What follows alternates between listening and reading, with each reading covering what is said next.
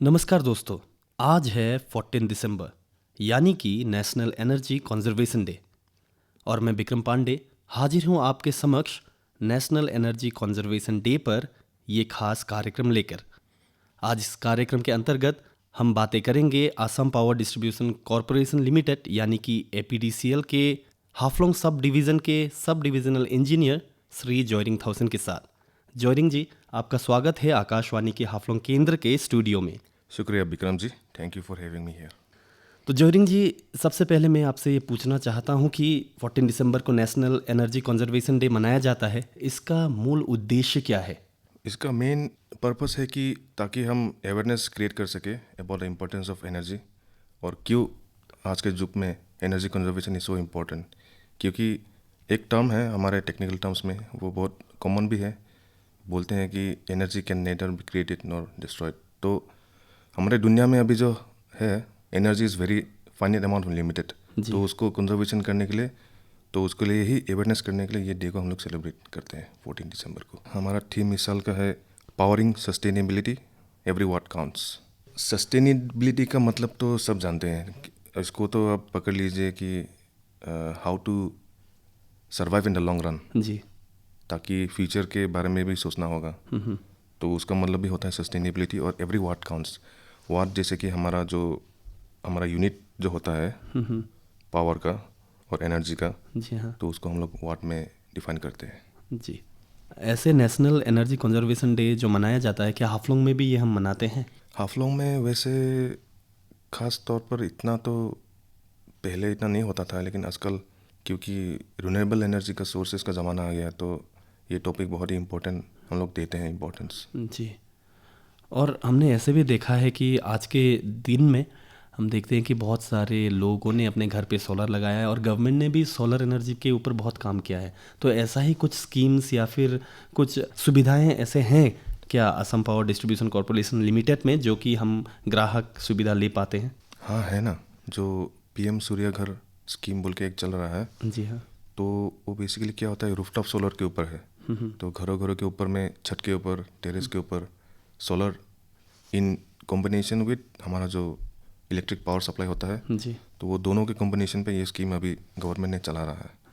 तो इसको हम बोलते हैं कि इसको सभी अप्लाई करना चाहिए, क्योंकि सोलर एक ऐसा चीज़ है you can not harness it अभी तक। लेकिन पहले बहुत मुश्किल होता था जनरल पब्लिक के लिए सोलर पावर हार्नेस करना, जी, लेकिन अभी ये स्कीम के माध्यम से it is become very accessible for the common man also.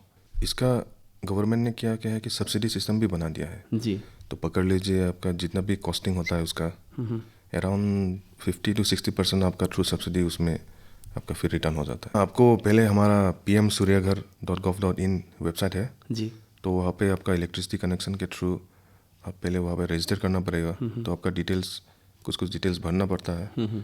तो उसको भरने के बाद हमारा सिस्टम पे आपका कंज्यूमर नंबर डिटेल्स सब आ जाता है। तो उसके थ्रू हमारा एक वेंडर सिलेक्शन भी होता है। तो बहुत सारे वेंडर्स है, आपके पसंद के हिसाब से आप जो भी वेंडर सेलेक्ट कीजिए। So after that they will be contacting you. तो आपका डिटेल्स वो लोग आके सर्वे करते हैं, घर देखते हैं कितना सरफेस एरिया है नहीं है, और सन का वहाँ पे आपका वो उसका वो आता है कि नहीं, आपके सन का जो सन रेस है। रईस। हाँ, तो वो लोग वो सब चेक करके आपको एक एस्टिमेट वो लोग बना के देते हैं। मतलब घर बैठे बैठे हम हाँ ये हाँ हाँ, सुविधा ले आजकल सकते हैं। आजकल सब कुछ ऑनलाइन का ज़माना है, तो इसका भी सब ऑनलाइन ही होता है। जी, बहुत बहुत धन्यवाद जॉयरिंग जी। आपसे बातें करके बहुत सारी नई जानकारियां हमें मिल रही है। जॉयरिंग जी, हाफलोंग जैसे पहाड़ी इलाके में ये सोलर का यूटिलाइजेशन जैसे प्लेन्स में होता है वैसे कर पाएंगे? हाँ ज़रूर, क्योंकि अभी देखिए, अभी ये सोलर वाला जो है वो आपका दिन को, तो आजकल हाफलोंग में भी जो है क्लाइमेट चेंज हो रहा है आजकल। पहले हाफलोंग में भी इतना ठंड नहीं होता है। आप मान लीजिए मोस्ट ऑफ द ईयर आपको सनराइज सनरेज तो आपको मिलता ही है। कुछ हाँ 1-2 महीना है थोड़ा रेनी सीजन होता है, तो तब थोड़ा इफेक्ट हो सकता है। लेकिन अदर देन दैट मुझे नहीं लगता कि इतना हैम्पर होगा। जी, so the same way plains में जैसे भी हम लोग हार्नेस करते हैं, तो हाफलोंग में भी इट्स वेरी मच पॉसिबल। जी।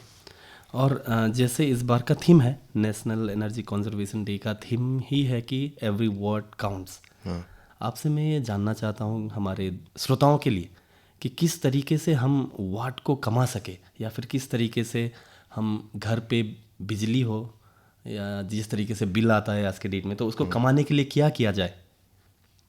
आपका एनर्जी कंजर्वेशन, पहले उस टॉपिक में अगर आपको जाना है तो every individual has to play a role. जी पकड़ लीजिए from the very young age, बच्चों को, बूढ़ों को, जवानों को, everyone has to be aware कि कंजर्वेशन इज़ वेरी इंपॉर्टेंट।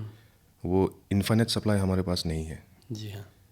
जो वेस्ट हो गया, it has already been wasted, वो कभी आने वाला नहीं है। मान लीजिए आपके घर में आपने अगर पंखा ऑन किया है, तो पंखा ऑन करने के टाइम पे जो पंखा उस इंस्टेंटेनियस टाइम पे जो एनर्जी कंजम्पशन करता है वो चला गया, वो that is never coming back. तो अब मान लीजिए आपका पंखा चलाने के बाद अगर आपको यूज़ नहीं होता है तो पंखा बंद करना, जब भी चाहिए सिर्फ तभी यूज़ करना। जी आपका अगर एयर कंडीशनर अगर आप यूज़ करते हैं तो एयर कंडीशनिंग सिस्टम पे आपका टेम्परेचर जो सेट करके रखते हैं, कई लोगों को ऐसे देखा जाता है कि 17 डिग्री सेल्सियस 18 डिग्री सेल्सियस उतने पे रख देते हैं, but I don't think that is required. Normal room temperature humans को जो चाहिए 26-27 के आसपास रहता है। जी हाँ। तो if you can lower the temperature to से 17-18 नहीं रख के, अगर अपने आपका एसी का टेम्परेचर अगर बढ़ा दिया तो 22-23, तो उसमें ही बहुत सारा आपका सेविंग्स हो जाता है एनर्जी का। उसके बाद आता है आपका जो हम बल्ब्स जो जलाते हैं, तो switching to LED bulbs is very important, जी क्योंकि एलईडी बल्ब्स का कंजम्पशन, पावर कंजम्पशन बहुत कम होता है। पहले जो इनकैंडेशन लाइट हम लोग जो जलाते थे, जो येलो लाइट्स थे, पकड़ लीजिए एक इनकैंडेशन बल्ब का वाटेज होता है 100 वाट का। 100 वाट 60 वाट भी मिलता था। हाँ, 100 वाट सबसे कॉमन था। तो 100 वाट के जगह पे अगर आप एलईडी लगाते हैं तो आपको 10 एलईडी लाइट बल्ब्स वो एक ही पावर कंजम्पशन करेगा आपका। जी so switching to LED bulbs is very important. और उसके बाद है आपका घर में जो प्रोटेक्शन सिस्टम्स होते हैं, आर्टिंग सिस्टम सही होना पड़ेगा। अगर घर पे वायरिंग अगर पुराना हो गया, पुराना होने की वजह से भी उसका पावर कंजम्पशन जो लॉस होता है कंडक्टर पे, तो वो ज़्यादा होता है। So you have to ensure कि आपका वायरिंग सिस्टम सही तरह से होना चाहिए, पुराना नहीं होना चाहिए। कभी भी लीकेज चेक करते रहना पड़ता है। वो अगर आप इंश्योर करते हैं तो your energy definitely will be saved to a very large extent. आपने जो बातें कही, मुझे आशा है कि हमारे श्रोताओं, हमारे जितने भी सुनने वाले हैं, वो इसको ध्यान में रखेंगे और एनर्जी को बचाने की कोशिश करेंगे। तो जोरिंग जी, आपसे और एक सवाल। ये एक बहुत ही नया एक इनिशिएटिव है जिसमें हमने देखा है कि प्रीपेड मीटर लगाया जाता है। मेरे घर में भी अभी प्रीपेड मीटर ही लगा हुआ है, कि इसके फ़ायदे, नुकसान, या फिर ये प्रीपेड मीटर है क्या? अभी हमारे प्रेजेंट गवर्नमेंट ने ये बहुत अच्छा इनिशिएटिव लिया है। टारगेट है कि by next year 100% prepaid meter all over India का टारगेट हमको मिला है। जी तो उससे फ़ायदा क्या है कि the government is doing it for free of cost for you right now. Prepaid meters intelligent meters होते हैं, उसमें चिप सिम कार्ड वगैरह लगा हुआ रहता है।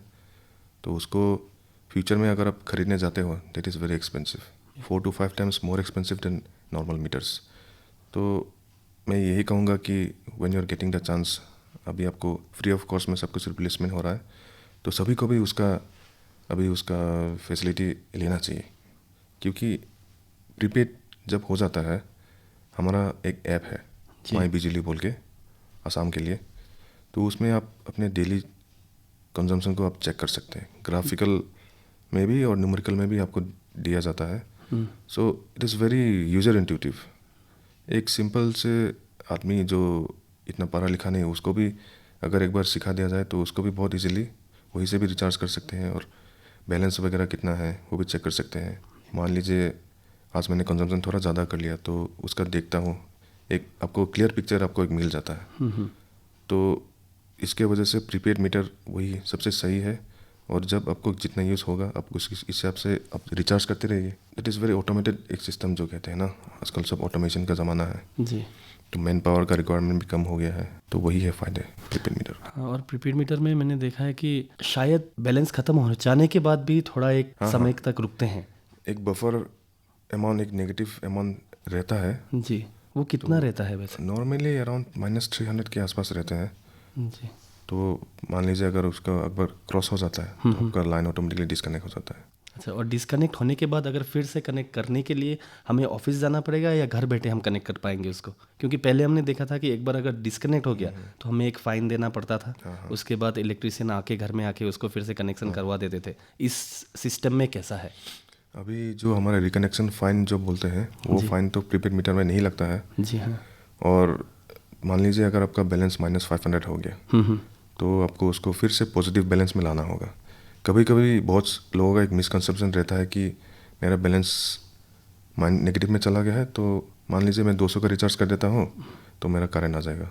वैसा नहीं होता है। आपको पहले आपका -500 जो गया है तो उसको आपको पॉजिटिव में लाना होगा। जी। मान लीजिए 500 अगर आपने रिचार्ज किया तो आपका उसका बैलेंस 0 में आएगा।